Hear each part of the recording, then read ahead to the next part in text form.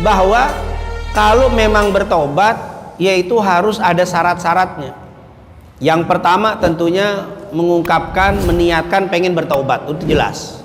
Harus ada dalam hati bertekad untuk taubat. Seperti tadi, dia datang ke ulama, dia bilang saya pengen taubat. Itu syaratnya, ada niat. Dan ungkapan niat ini adalah syarat.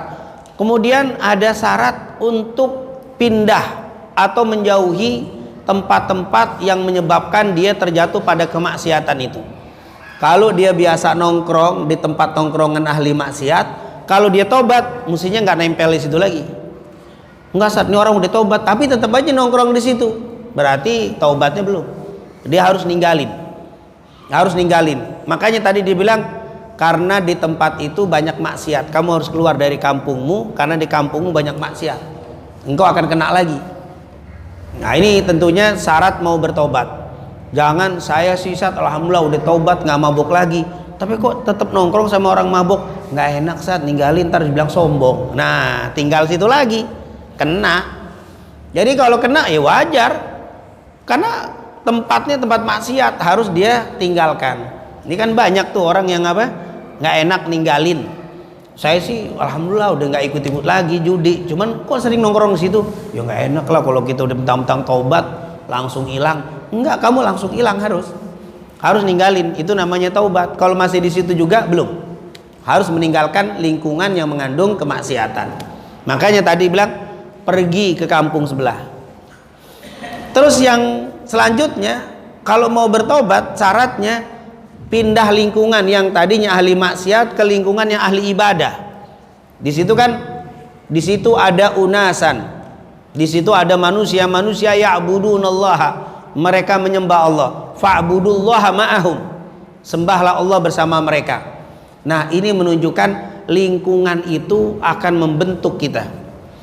Kalau kita sering kumpul dengan orang ahli ibadah, itu akan kebawa ibadah.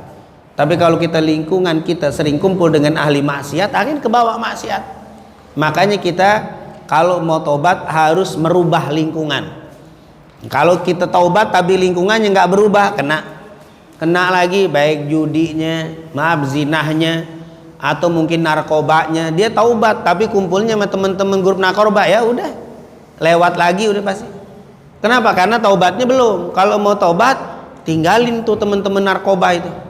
Jangan dihubungi lagi, kalau perlu putus telepon, semua selesai. Tapi kalau antum masih taubat tapi tetap kumpul sama mereka, kena lagi pasti.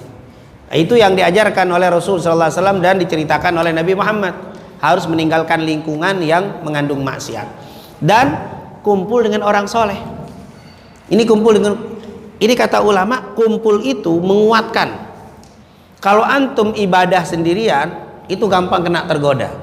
Tapi kalau kumpul susah. Seperti yang pernah kita sampaikan, innamadh-dhi'bu ya'kulu minal ghanamil qasiyah. Sesungguhnya kata Rasul, serigala itu akan menerkam kambing yang terlepas dari rombongannya. Jadi kalau dia sendirian akan mudah dimakan oleh serigala. Begitulah syaitan. Syaitan akan mudah menggoda kita kalau kita hidup sendirian. Maka bergabunglah dalam satu kumpulan orang-orang soleh. Susah itu digoda. Setan sulit godain karena kompak dia di dalam ibadah.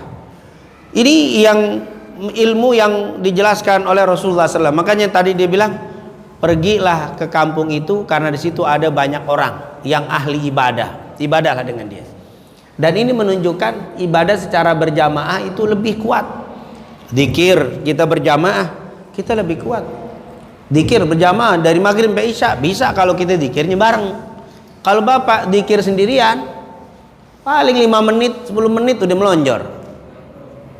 Mulai setengah jam miring, 1 jam jarang zikir sendiri 1 jam. Tapi kalau berjamaah nggak terasa itu. Baca buku sendiri misalkan, saya lagi nggak taklim, saya baca kitab sendirian, kita jarang bisa 1 jam. Miring, udah kecapean, pegel-pegel, miring begini, miring lagi, ya ditaruh apa. Tapi kalau baca kitab kayak begini, dari maghrib sampai isya nggak terasa, tiba-tiba maghrib isya aja. Padahal kita baca kitab ini, baca kitab seperti yang dijelaskan para ulama, sejam nggak terasa. Kenapa? Jamaah. Karena kalau berjamaah itu lebih ringan. Mungkin kalau bahasa kita berat sama dijinjing apa? Ringan sama dipikul, apa terbalik? Berat sama dipikul, ringan sama dijinjing. Memang kalau bareng-bareng itu akan lebih mudah. Puasa Ramadan kita tidak terasa, anak-anak begini puasa Ramadan siang masih bisa main bola, sore tetap puasa. Karena rame-rame semua puasa, keluarga puasa ringan puasa. Coba di luar Ramadan, Senin Kemis setengah mati kita, susah karena sendirian Pak. Tapi kalau rame-rame itu gampang. Sholat berjamaah, baca surat Waqiah, Tabarok, Sabbihis, normal biasa. Coba sholat sendirian, Inatoina idza jaa, kan emang sendirian. Tapi kalau rame-rame itu kuat. Ya, saya bilang haji tidak mungkin orang kuat kalau sendirian haji. Wukuf di Padang Arafah sendirian nggak mungkin kuat. Walaupun sarananya lengkap, nggak di Mina nggak kuat kita sendirian. Tapi karena rame-rame itu jadi apa? Kuat. Makanya kata ulama ini pergi ke sana banyak orang ahli ibadah gabung. Nah, makanya ini luar biasa. Ini maaf kalau ada yang bilang nggak ada contohnya berjamaah dzikir, nggak ada, enggak, karena nggak ada contohnya Nabi sendirian sama dengan berjamaah kuatnya. Sahabat sendirian sama dzikir berjamaah sama dia. Kalau kita beda, dzikir sendirian nggak kuat, dzikir berjamaah baru apa? Kuat. Udah jamaah, yang penting dzikirnya sama. Jadi intinya kata ulama, masalah ucapan dzikirnya asli harus bersumber dari Rasul. Tapi tentang cara berzikirnya terserah Anda. Bagaimana? Saya Ustaz kalau dzikir sendirian nggak kuat, saya maka harus berjamaah. Jangan sampai dzikir enggak, jamaah nggak mau, akhirnya nggak dzikir. Ustaz saya ini kalau dzikir berjamaah kurang konsen, saya lebih khusyuk sendirian, jangan berjamaah, sendirian. Jangan sampai nggak mau sendirian, mau berjamaah tapi nggak konsen, lebih baik sendirian. Jadi kondisi orang itu apa? Beda-beda. Jadi yang tidak mau dzikir berjamaah mungkin lebih konsen sendirian, nggak apa-apa sendirian. Tapi jangan menyalahkan yang berjamaah, karena mereka itu kalau berjamaah bisa kuat.